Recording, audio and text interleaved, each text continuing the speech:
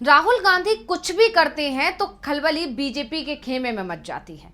BJP के नेताओं के जुबानी हमले शुरू हो जाते हैं। बीजेपी अपनी छवि को बचाने के लिए राहुल गांधी की छवि को खराब करने की कोशिश में लग जाती है, लेकिन राहुल गांधी बीजेपी की सभी चालों का मुंह तोड़ जवाब देते हैं। और उसी तरह अब जब बीजेपी ने राहुल गांधी को उनके एक लेख को लेकर घेरने की कोशिश की तो राहुल गांधी ने जोरदार जवाब देकर बीजेपी नेताओं की बोलती एक बार फिर बंद कर दी है। तो आखिर क्या है मामला? कैसे राहुल गांधी को घेरने में लगी बीजेपी खुद घिर गई है और कैसे राहुल गांधी अकेले ही बीजेपी पर पड़ रहे हैं भारी, इसी पर हम अपनी स्पेशल रिपोर्ट में करेंगे बात। नमस्कार, मैं हूं अंशिता। देश के दो राज्यों महाराष्ट्र और झारखंड में इस वक्त चुनाव चल रहे हैं और दोनों ही राज्यों का सियासी पारा इस वक्त गरमाया हुआ है। और इसी बीच अब कांग्रेस सांसद राहुल गांधी सिमडेगा पहुंचे थे, जहां उन्होंने एक बार फिर से मोदी सरकार पर जमकर हमला बोला। उन्होंने आदिवासियों को साधने की कोशिश की। क्या कुछ बोले हैं राहुल, पहले सुन लेते हैं। आपको हम आदिवासी कहते हैं, बीजेपी आपको वनवासी कहते हैं, सही बात? जब अंग्रेज यहां थे वो भी आपको वनवासी कहते थे। बिरसा मुंडा जी जो लड़े थे वो क्यों लड़े?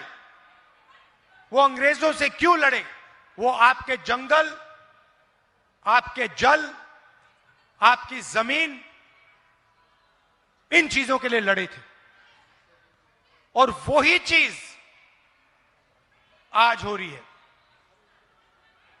बीजेपी के लोग आपका जल, आपका जंगल, आपकी जमीन चाहते हैं,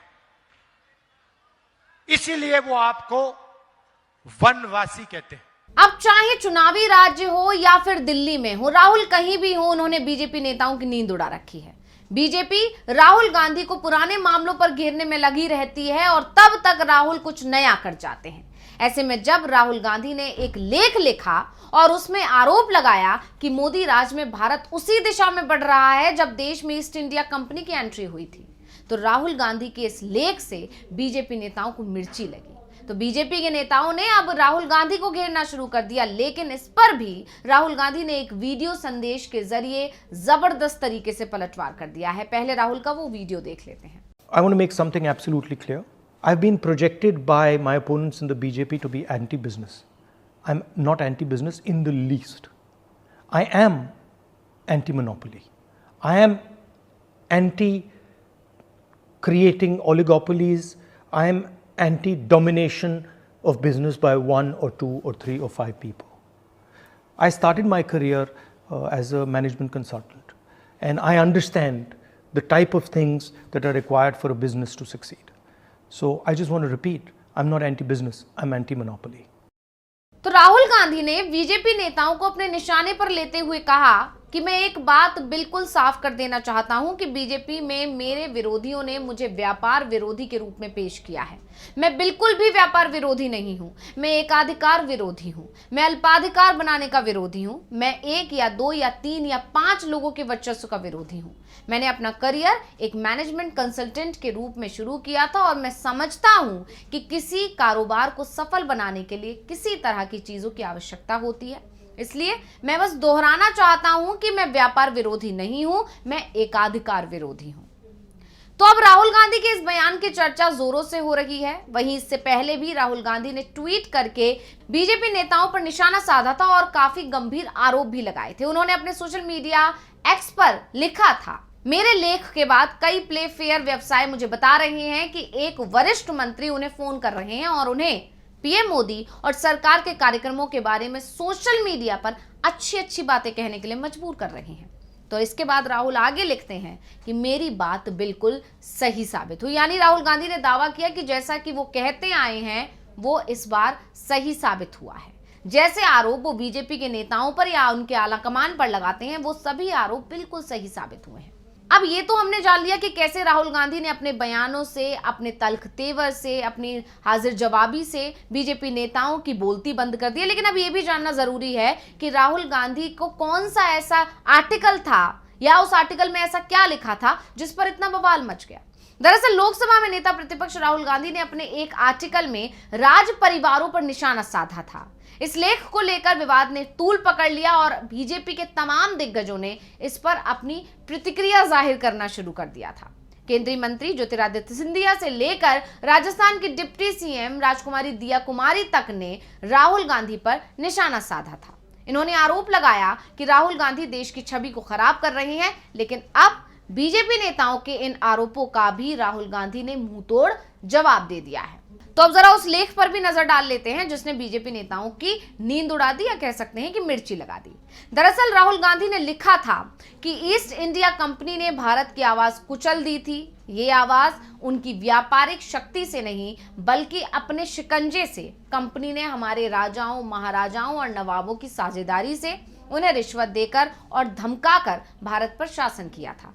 इसने हमारे बैंकिंग, नौकरशाही और सूचना नेटवर्क को नियंत्रित कर लिया था।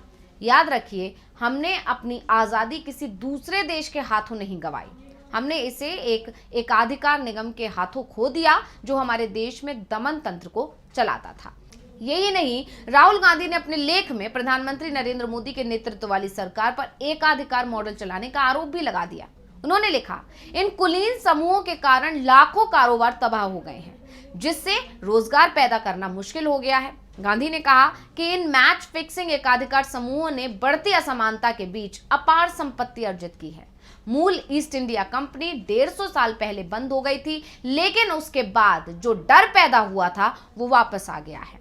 एकाधिकारवादियों की एक नई नस्ल ने इसकी जगह ले ली है। उन्होंने अपार संपत्ति अर्जित की है, जबकि भारत बाकी सभी के लिए कहीं अधिक असमान और अनुचित हो गया है। राहुल गांधी ने आगे लिखा, ये देश हम सभी के लिए है। हमारे बैंकों को सबसे बड़ा 100 प्रभावशाली कर्जदारों और उनके एनपीए के प्रति अपने मुंह को छोड़कर लाभदायक कर्ज देने और निष्पक्ष व्यापार को समर्थन देने वाले तरीकों की खोज करनी चाहिए। अंत में हमें राजनीतिक व्यवहार को आकार देने में सामाजिक दबाव और प्रतिरोध की शक्ति को कम नहीं आंकना चाहिए। मसीहाओं की कोई आवश्यकता नहीं है, आप खुद वो बदलाव हैं जो सभी के लिए धन और रोजगार पैदा करेंगे। राहुल गांधी आगे लिखते हैं कि मेरा मानना है कि प्रगतिशील भारतीय व्यापार के लिए न्यू डील एक ऐसी सोच है जिसका समय अब आ गया है। तो अब इस लेख के बाद से बवाल मच गया। इसके बाद राहुल गांधी ने दावा भी किया कि नियम कायदे के अनुसार काम करने वाले कुछ कारोबारी समूह को केंद्र सरकार के एक वरिष्ठ मंत्री प्रधानमंत्री नरेंद्र मोदी और उनकी सरकार के कार्यक्रमों की तारीफ करने के लिए मजबूर कर रहे हैं। अब उनके इस दावे पर अभी तक तो सरकार की तरफ से या किसी भी बीजेपी नेता की तरफ से कोई प्रतिक्रिया नहीं आई है, लेकिन जिस तरह से राहुल गांधी के लेख ने मोदी सरकार पर सवाल उठाए, उस पर बीजेपी ने राहुल गांधी को घेरने की कोशिश तो की थी, लेकिन राहुल गांधी ने बीजेपी के तमाम आरोपों का मुंह तोड़ जवाब दे दिया। एक बार फिर से सुन लेते हैं राहुल ने क्या कहा था। I want to make something absolutely clear. I've been projected by my opponents in the BJP to be anti-business. I'm not anti-business in the least. I am anti-monopoly. I am anti-creating oligopolies. I am anti-domination of business by 1 or 2 or 3 or 5 people. I started my career as a management consultant, and I understand the type of things that are required for a business to succeed. So I just want to repeat, I'm not anti-business, I'm anti-monopoly. यानी कहा जा सकता है कि राहुल गांधी को घेरने की कोशिश में लगी बीजेपी एक बार फिर से घिर गई है। तो ये रिपोर्ट आपको कैसी लगी, हमें कमेंट करके अपनी राय जरूर दीजिएगा। इसी के साथ मुझे दीजिए इजाजत। देखते रहिए डीवी लाइव। नमस्कार।